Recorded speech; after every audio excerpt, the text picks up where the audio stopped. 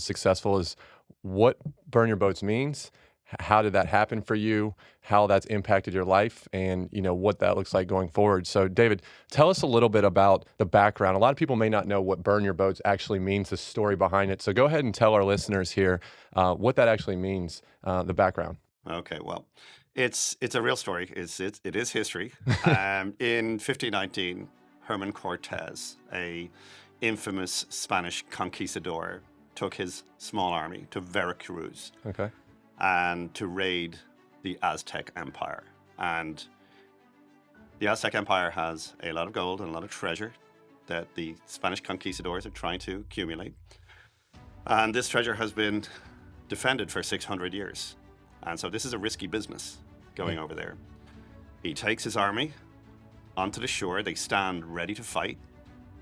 He asks his army to turn around and look at the boats behind him. And at that moment, Herman Cortez shouts out, "Burn the boats."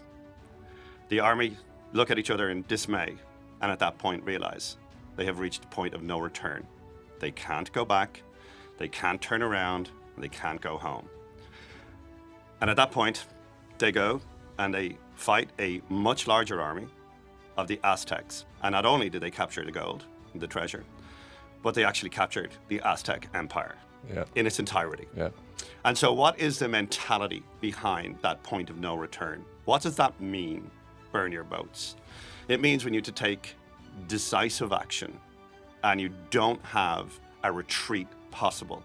You can only go forward. Right. And we have found in our lives, and we have found in the success of other people, that when you take that burn your boats mentality and no retreat, forward only motion, that therein is the mindset of success. Yeah. And that is why we've called this podcast Burn Your Boats, because there is no going back, there's no retreat, and it requires decisive decision making and action taking.